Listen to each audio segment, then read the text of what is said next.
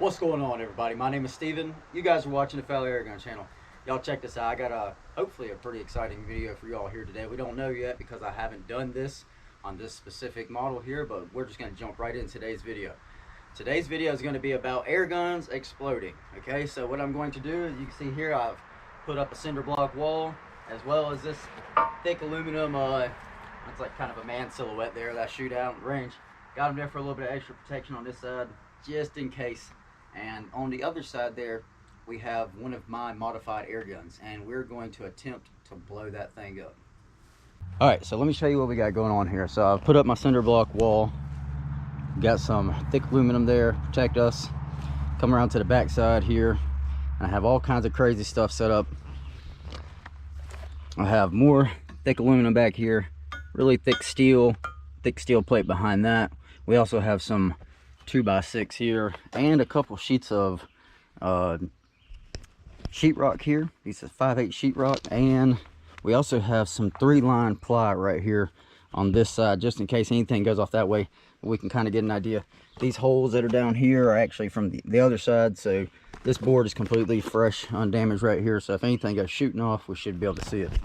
So the idea here, obviously, I have my whip, my air hose running through here, through the cinder block, and have it blocked off on the other side as well, just in case, you know, we don't want anything to, if this thing possibly ruptures and makes its way through any of these little cracks. So I've, you know, offset all these blocks and have as much as I possibly can here to kind of keep it safe.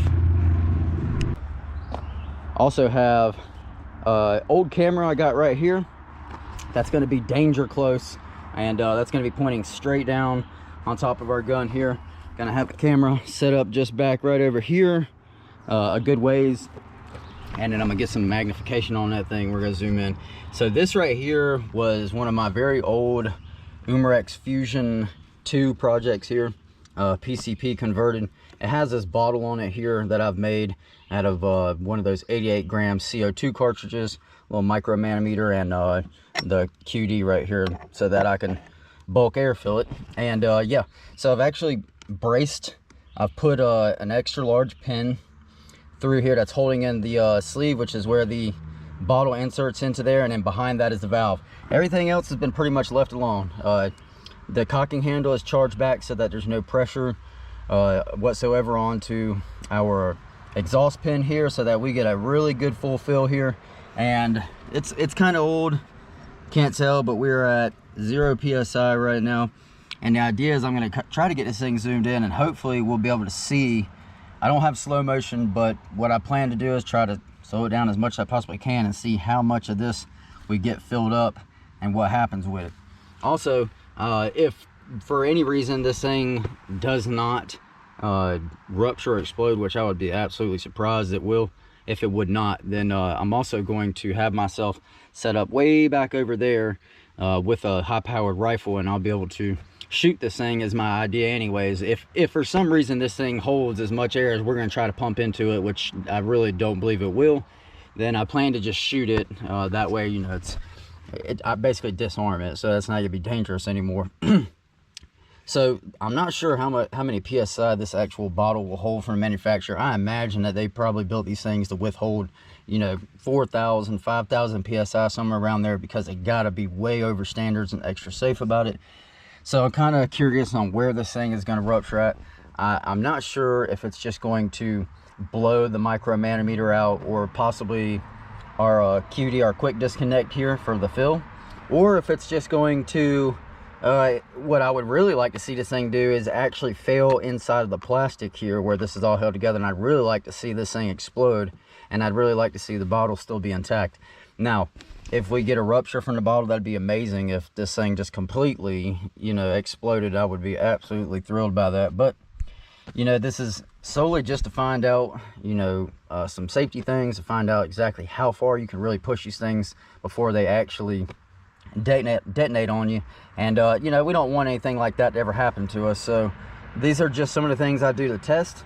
Again, I've never done any filming, building, you know, the big walls and doing this stuff before, so this is going to be the first time filming this, but I think it's going to be super awesome. I'm pretty excited about it. I'm going to get right back over here around to this side, and like I said, I'm going to be crouched down myself right here. I'm going to bring my big bottle out, and I'm going to connect here, which I actually am going to have a bit more of a length of hose here. I'm going to connect here. I'm just going to stay crouched down low, and we're going to attempt to fill this thing very quickly with roughly 4,000 psi. Now I have a bottle, and I possibly will fill that thing up to, you know, 300 bar, maybe a little bit more. So we may be closer to 4,500 psi trying to launch into this thing. But I think it's going to be really cool. It could be eventful, it could not be. Let's hope it is, because I think that'd be awesome. I just hope, my hopes are that this thing will just skyrocket here. I really believe I've had this thing aired up, you know, pretty much max 3,000 psi on these bottles, so I know that it'll be able to handle at least that much. But I'm really hoping to see this manometer really go beyond where, you know, where it's supposed to be, and then maybe some interesting stuff will happen. So without further ado, let's go ahead and get into it, see what happens. All right, everybody, we're rolling now. We got the camera set up. I actually got it set right on the ground, right next to it there. I'm gonna put safety glasses on just in case. I'm even gonna put a little bit of hearing protection in, because I have no idea if this is gonna be extraordinarily loud or not. It has the potential to be. So a little bit of hearing protection. And I think we're ready to go. I have this thing filled up to just below 300 bar. So we're going to be putting over 4,000 psi in this thing. Make sure we're still rolling. All right, here we go.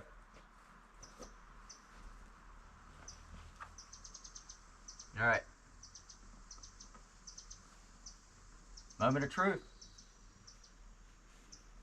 5, 4, 3, 2, 1. 1.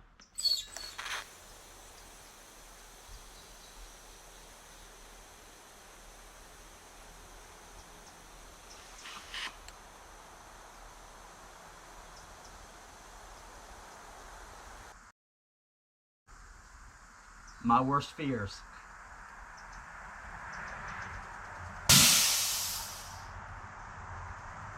All right. Well, I have no idea how much air is in the air gun right now.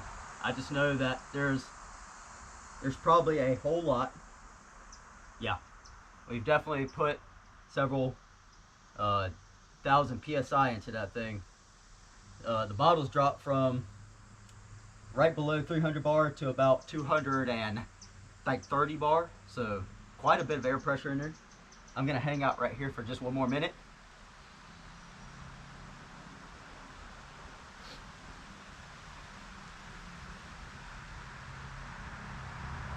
Let's hit it with some more air.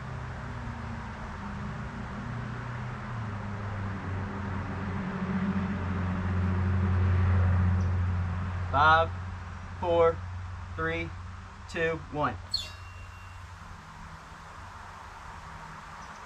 Oh my goodness, it has equalized pressure. And a whole lot. Absolutely insane.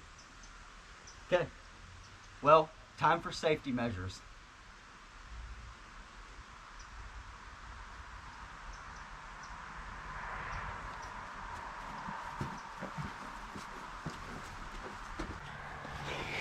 Okay, so I've had to come back. We're about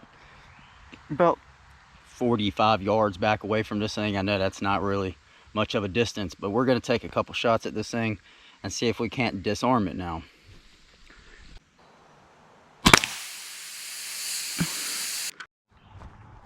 All right, guys, so absolutely insane. I don't believe I've ever had one really hold air like this before. So this thing, I mean, we maxed this thing out just about as much as you could possibly imagine putting into an air gun. And I actually ended up having to go back and shoot it with some H&N Hornets out of Crawl air gun. So they were going, you know, over 1,000 feet per second. And even going over 1,000 feet per second, look at this right here. They were hitting this bottle. Look at this dead on hit right here. Dead on. And it just made such a nice little dimple inside of there, but it did not penetrate, and it didn't It didn't explode, which, you know, I mean, it's not bad, but it's not good. The good thing is we were able to hit the manometer. It's what I was aiming for to, and I wasn't sighted in for these, so it took me quite a bit, but that's what I was trying to aim for, to disarm this thing so we can take all the air out of it. So unfortunately, it didn't explode like I thought it was going to do. However, that is also really good news, because that tells me that what I'm doing is absolutely safe. Where I'm airing these things to, and the modifications I'm making to them are absolutely safe. You can see it for yourself. And now I'm out here sweating like crazy because, I'm not gonna lie, it had me a little nervous there. Had me a little nervous because I was, you know, I was worried. You know, once this thing was just so full of air, I didn't know how it was gonna react, you know, once I shot it. That was really the thing. Even being the distance that I was back trying to shoot at this thing, still was kind of scary. But we didn't have any boo-boos. Everything's all right. Obviously, we're empty now. We don't have any air in this anymore. And I can actually still salvage some parts off of this thing. So that's pretty cool. Pretty interesting stuff there.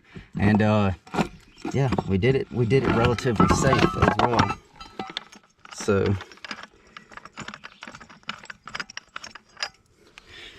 this is one of those little air cylinders that I've made there. And this is one of my very, very first ones here.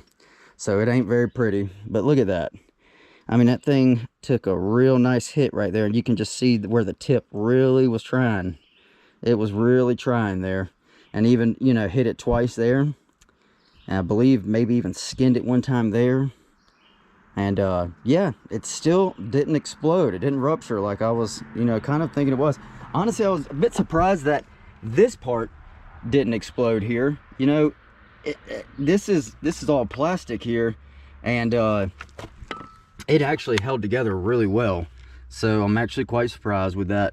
It makes me feel a lot better about running around with, you know, any of these things modified with me.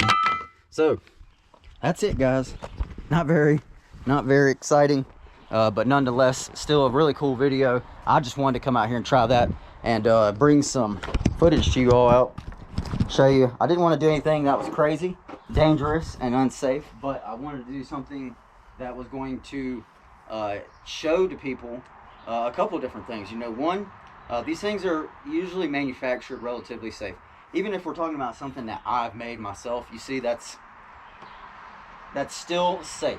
I think that's safe. I mean, I jacked that thing up with so much air. I just, you know, it's not gonna, it just equalized. There was just nowhere for that air to go anymore. So I know that it can hold a whole lot of air. I know that the bottles are safe, which makes me feel good.